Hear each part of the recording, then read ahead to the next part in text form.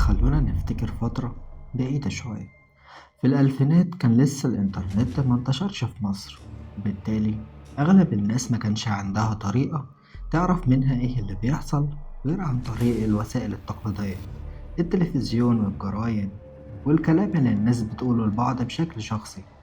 علشان كده موضوعنا النهاردة سبب رعب للناس، لأن محدش كان عارف إيه اللي بيحصل بالظبط. ولفترة طويلة كل اللي بيعرفوه عن الموضوع كان عكس بعضه، لكن كان بيوصلهم لحاجة واحدة، إنهم خايفين. في سنة 2009 كان في موظف ساكن في شبرا نازل من بيته علشان يشتري حاجات من السوبر ماركت اللي كان جنب البيت. وهو نازل خد باله إن في شخص غريب مش من سكان المنطقة واقف في مدخل العمارة، وشكله كان مرتبك.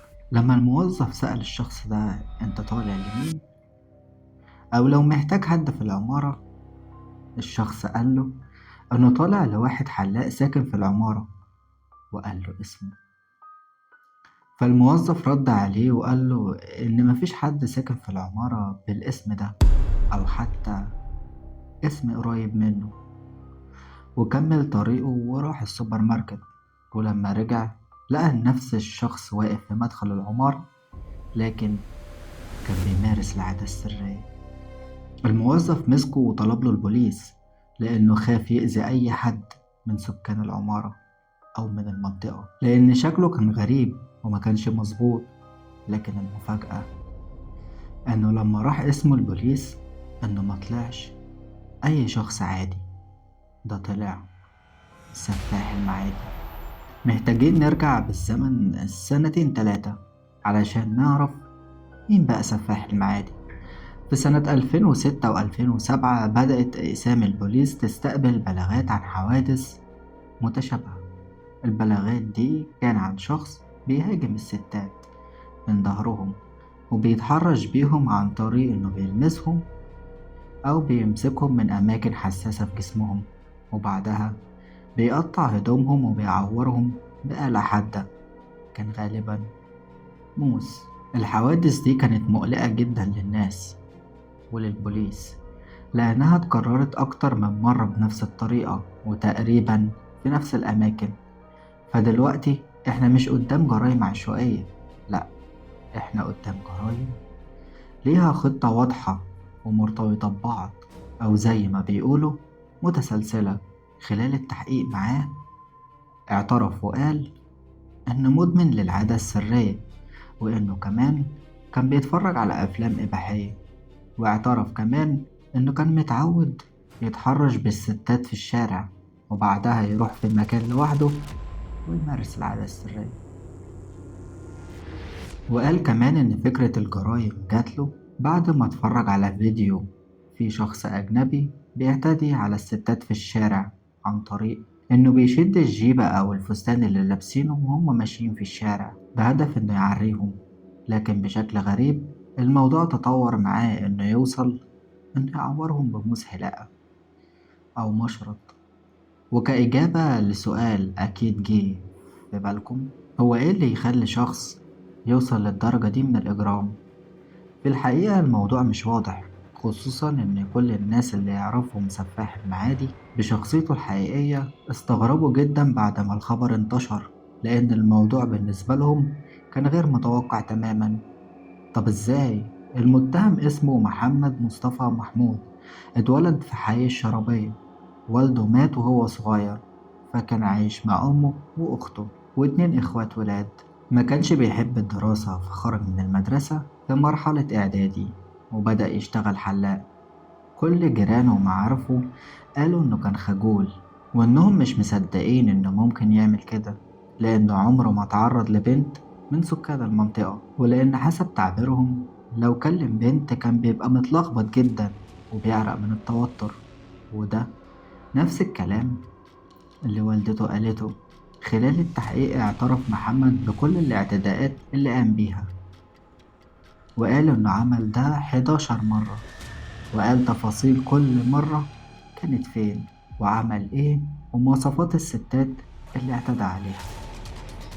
قال كمان إنه مدمن لأفلام الإباحية، وإنه كان اتعود يتفرج عليها مع صحابه، وإن اللي دفعه للاعتداءات دي إنه مرة اتفرج على فيلم مع صحابه وبعدها شاف بنت في الشارع وحس بإثارة فاختلى بنفسه ومارس العادة السرية. وبعد ما شاف فيديو لواحد بيعرس ستات في الشارع وبيتحرش بيهم زي ما قلنا، قرر إنه هيعمل زيه بس بتعديل، إنه هيعريهم بآلة حادة.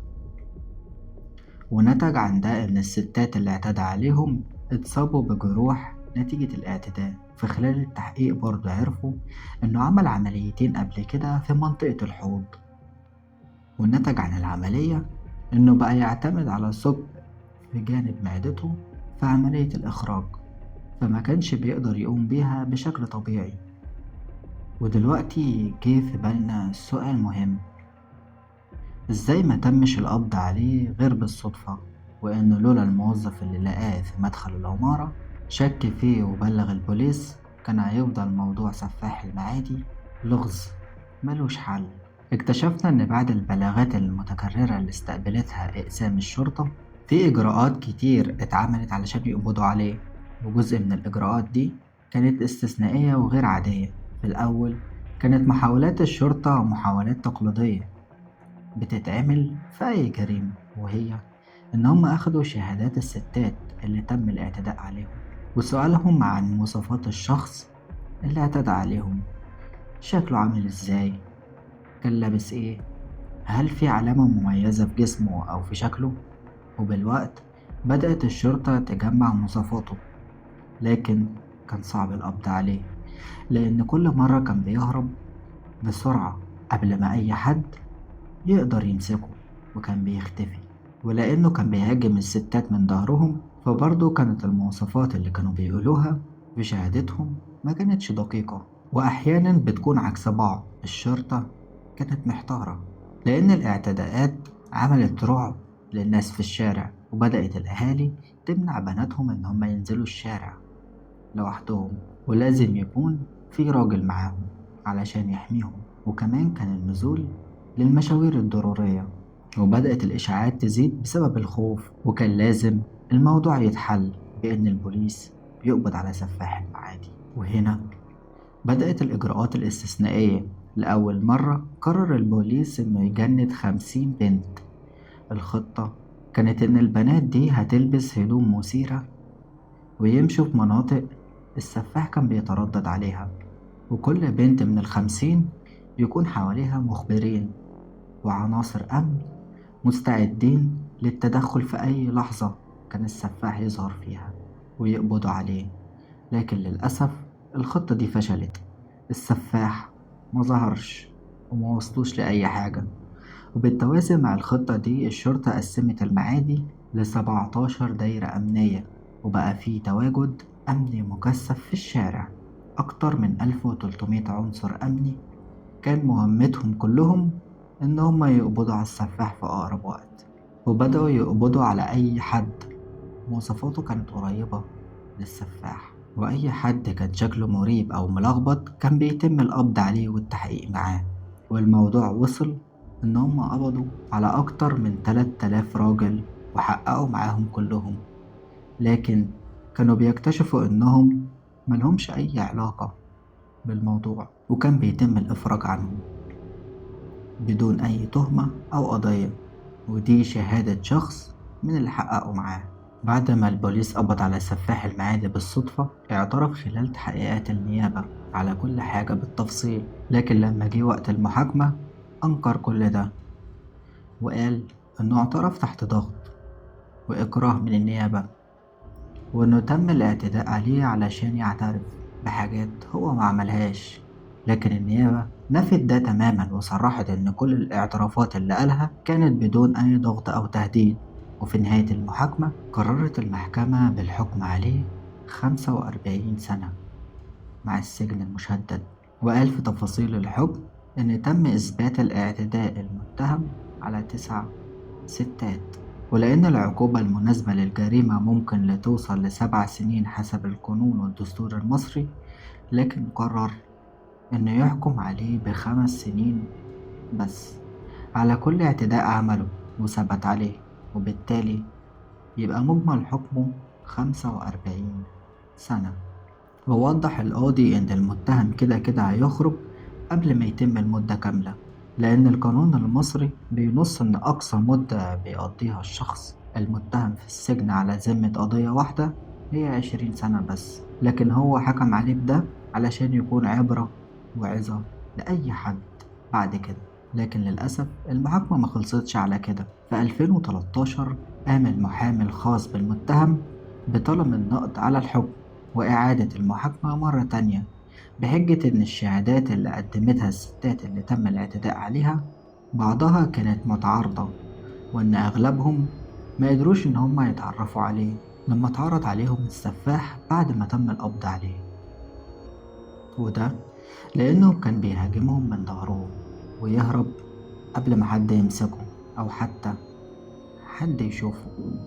وطالب بناء على ده بطلب إعادة المحاكمة، وفعلا اتقبل النقد واتفتحت القضية مرة تانية وتم استدعاء الشاهدات مرة تانية، لكنهم رفضوا تماما الاستجابة للاستدعاء وإنهم يشهدوا تاني، لأن الموضوع بالنسبة لهم اتقفل من سنين وكانوا خايفين من كلام الناس والفضايح.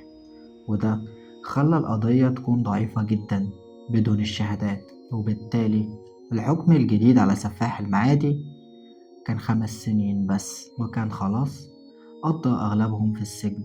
وطبعا خبر الإفراج عنه ما كانش فيه أي معلومات واضحة، لكن الأكيد إنه خلص المدة المحكوم عليه بيها في السجن.